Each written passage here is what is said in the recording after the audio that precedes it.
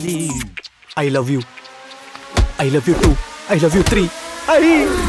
গত 2 দিন আগে আমি একটি সিনেমা দেখেছিলাম, কিন্তু অলসতা করে তার রিভিউ এখনো তৈরি করে উঠতে পারিনি। সেই সিনেমাটির নাম হলো হ্যাপি রাজ। হঠাৎ করে ডাউনলোড করে ফেলার পর এই সিনেমাটি কেমন লাগলো সেটি নিয়ে আমি অমৃত ছোট্ট করে একটি রিভিউ তৈরি করছি। প্রথমে বলে নিই, হ্যাপি রাজ এই সিনেমাটি মূলত তামিল চলচ্চিত্র এবং এর রান টাইম হচ্ছে 2 ঘন্টা 36 মিনিট এবং এটি রমকম অর্থাৎ রোমান্টিক কমেডি এবং ফ্যামিলি ড্রামা জনরা নিয়ে তৈরি একটি চলচ্চিত্র। এই সিনেমাতে আমরা মূল চরিত্র বা নায়ক অর্থাৎ আনন্দ রাজের ঘটনা দেখি, যাকে সবাই হ্যাপি নামেই চেনে। এবং অন্যান্য সিনেমাতে আমরা বিভিন্ন রকম ভিলেন দেখি, কিন্তু এই সিনেমাতে প্রথমার্ধে ভিলেন বানানোর চেষ্টা করা হয়েছে হ্যাপি রাজের বাবাকে।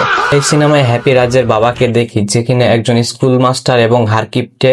একই সাথে সে সবসময় তার অরা ফার্মিং এবং নিজের সোয়াগ দেখানো নিয়ে বিজি থাকে। আর এই সিনেমায় প্রত্যেকটা ক্যারেক্টার আলাদা আলাদা লেভেলের এক একটা মাল। তো বাপের জন্য হ্যাপির জীবন পুরোপুরি হেল হয়ে গেছে, তার কোনো রিলেশন হয় না, এবং রিলেশন যদিও বা হয় সেটি তার বাবার কারণে ভেঙে যায়। বাবার কারণে যখন হ্যাপির জীবন দুর্বিষহ, যখন এলাকায় কোনো মেয়ে তাকে পাত্তা দেয় না, তখন সে গ্রাম থেকে দূরে কোনো শহরে যাওয়ার সিদ্ধান্ত নেয় এবং বিভিন্ন শহরের কোম্পানিতে সে চাকরির জন্য সিভি পাঠায় এবং একসময় বেঙ্গালুরুর একটি আইটি কোম্পানিতে তার চাকরিও হয়ে যায়। এবং সেই কোম্পানিতে গিয়ে সে সেই কোম্পানির ওনারের মেয়ের সাথে সরাসরি প্রেমে লিপ্ত হয়। এবং এরপরে কি কি ঘটে জানতে হলে অবশ্যই আপনাকে এই সিনেমাটি দেখতে হবে।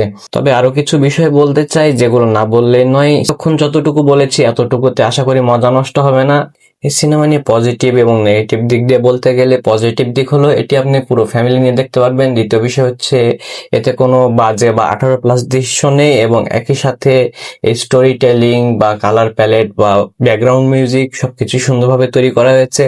নেগেটিভ বিষয় বলতে এই সিনেমাটি একটু লম্বা, এ কারণে দেখতে অনেক সময় আপনি বোর ফিল করতে পারেন, কিন্তু এর সিচুয়েশনাল কমেডির কারণে এবং গ্রাউন্ডেড লেভেলে থাকার কারণে এই সিনেমাটি আপনাকে অবশ্যই হুক করে রাখবে। আমাদের জীবনে আমরা হয়তো বাবা মার সাথে অনেক সময় মত হতে পারি না এবং তাদের সিদ্ধান্তগুলো আমাদের কাছে খারাপ লাগে, কিন্তু দিন শেষে তাদের জায়গায় যদি আমরা থাকতাম এবং আমাদের ছেলে মেয়ে যদি সেরকম কিছু করতো, তাহলে কি আমরা সেগুলো মেনে নিতে পারতাম কিনা, সেগুলো জানার জন্য হলেও এই সিনেমাটি আপনার দেখা দরকার। আরো একটি কথা হচ্ছে, একজন সন্তান যতই খারাপ হোক না কেন, বা কারো সন্তান যদি বিকলাঙ্গ হয়েও জন্মগ্রহণ করে, তবুও কিন্তু তার পিতামাতার কাছে তার সন্তানই পৃথিবীর সবচেয়ে সুন্দর সন্তান।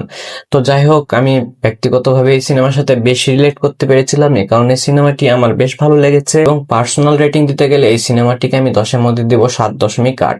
বাকি আপনারা কারা কারা এই সিনেমাটি দেখেছেন এবং কেমন লেগেছে নিচে অবশ্যই কমেন্ট করে জানাবেন। আজকের মতো আমি অমৃত বিদায় নিচ্ছি, দেখা হবে পরবর্তী কোনো ভিডিওতে। ততদিন পর্যন্ত ভালো থাকবেন, সুস্থ থাকবেন, বাই।